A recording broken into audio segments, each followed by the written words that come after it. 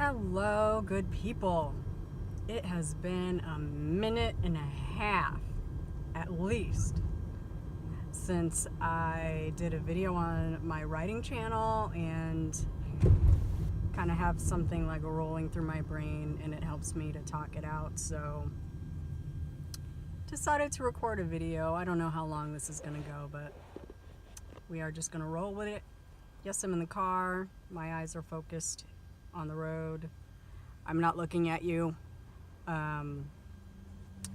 So for anyone concerned for my safety, I'm real good. I'm looking at the traffic and everything's good. It's all good. So if you don't know me, I am an Atlanta-based author of romance and women's fiction. My books feature African American characters, and I have been writing for a long time. I started writing for publication in 2011, and I self-published my first novel in 2015. So I've been in these streets for a minute, and a lot of people know that I got my start pretty much, I've been writing my whole life, but oh boy, an accident. I think a trucker ran into that car. Anyway, I got my start in sort of my jump start to professional writing with fan fiction. And that's sort of what today's topic is about, but it's not really all about fan fiction. So I know if you don't really care about fan fiction, you're tempted to turn away, but I beg of you, please hang on. There's a method to my madness. So, yes, I got my start in fan fiction, and after a while, it kind of becomes the same old thing. It, also, depending on what you write, you can't really sell it, so it is fun. It's very enjoyable. I do get great benefits from it. It definitely taught me how to write, but I also wanted to sort of move on to more original fiction, and that's when the idea for my debut came to me, and I started writing that. So I spent about really 3 or 4 years just writing stories, short stories, long stories, novel length stories, and just trying to get better at things. Apologies for this sun. I'm gonna try to get out of it, but whatever. It's a sunny day in Atlanta. So I was writing that for a while, and then I started writing books I could sell, and I'm currently writing book technically number 8, but it's book number 7 for publication. And toward the end of last year, I just started to get really burnt out on not just writing, but the entire process of being an author. The marketing and it's kind of endless. I could spend my whole day doing administrative writing tasks, just from being engaged with your readers to creating ads and all that kind of marketing, creative, interacting with other authors online, writing newsletters. I could really, if I was really procrastinating, I could come up with 40 hours worth of work for myself to do. On top of that, brainstorm and write stories and edit and, publish 4 books a year or whatever. So I was super burnt out at the end of the year, and I kind of just let things go. I sort of revamped a holiday story, and I let that carry me through the end of the year. And one of the things that I like to do when I get burnt out on writing for publication is that I write for fun. And fun for me is fan fiction.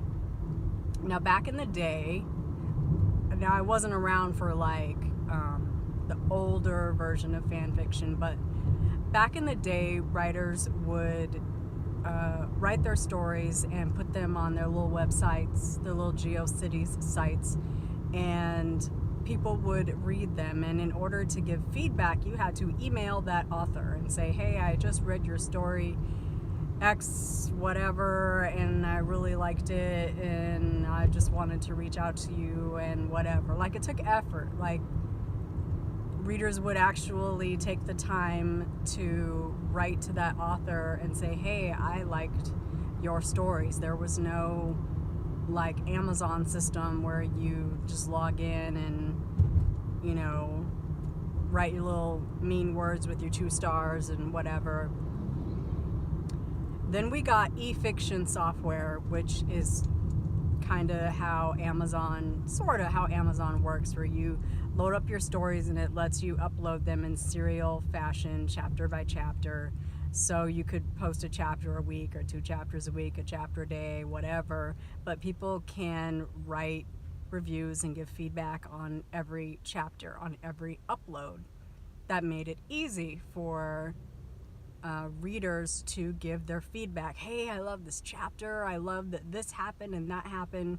And that kind of thing is encouraging. When you write something and people really like your words and they like how you put together a world that's familiar to them, or bring to mind a character that they feel close to, or want to be reminded of, or maybe the story on TV or in the book wasn't enough and they want some fantasy and they want some what if. Fanfiction writers provide that for readers, not only for us as readers, but us as writers too. It stretches the brain, and fanfiction writing is much different from original writing for many different reasons that I won't go into in this video, but it's just different. And back in the day, I fancied myself a pretty good writer of fan fiction, and I had a lot of readers, and my stories got, you know, a lot of reviews, a lot of comments, a lot of people asking me, hey, are you updating this story? Are you updating that story?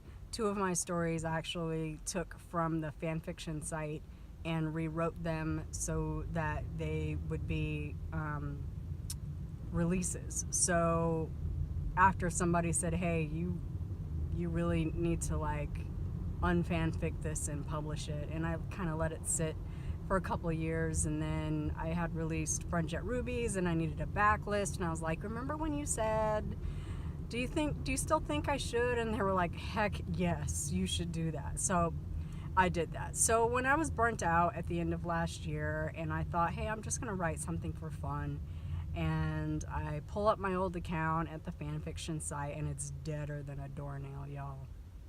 Just dead. And I thought, I am not worried about that because I have readers, and all they need to hear is that Miss M is on the site and she's writing a good story, and people are gonna love it, and they're gonna leave reviews, and it's gonna make you feel good, and it's gonna pump you up, and it's gonna give you energy to write this next book, because I just needed a bunch of people to say, I really like your book. And I know what y'all are going to say. I know y'all are going to say, you should read your reviews. But I'll tell you, the reviews are not all good. And sometimes you get blindsided by a 2-star and you're like, what? And then you waste like half a day being mad about it. And just sometimes those reviews on books they've bought, I don't want to say they don't mean anything to me, because they do. They mean the world to me, that you read it and then you logged in and you offered your feedback and your review. You told me how you liked it or how you didn't, what you liked about it and what you didn't, and I do appreciate that. There's just something about writing a story for free and posting it on a website and having people seek you out because they like your writing and offer that feedback. And it's more cheerleading than anything, but it pumps you up, you know what I'm saying? And I needed that. I wanted that. That's what I was looking for. When I say I'm gonna write for fun, I'm gonna write some fan fiction because I know it's something that people want to read.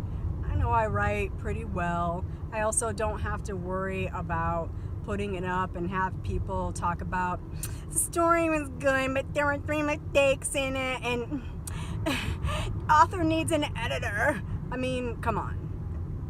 I'm not picking on anybody, but come on. Like,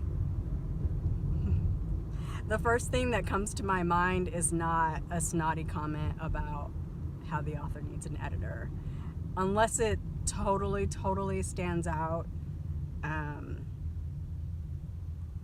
Yeah, anyway. So, I usually just get really good feedback, and not like, you're so good, you're such a good writer feedback, but like actual story feedback. And that's what I wanted. I needed something to give me some gusto, but that didn't happen because the fandom has kind of fallen off. There's nobody reading.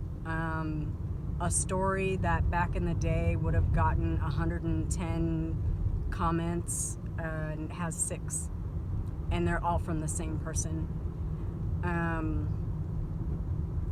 I was truly disappointed in that and super deflated, especially when I started posting, and I was posting 2 chapters a week, and there was no one like waiting with bated breath for the next update, and there was no one like clamoring for my words, and there was no one like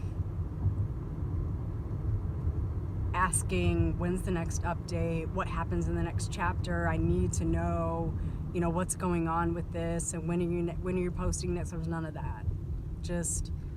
I just felt like I was putting words out in the ether, but I was already writing it, so I was kind of stuck.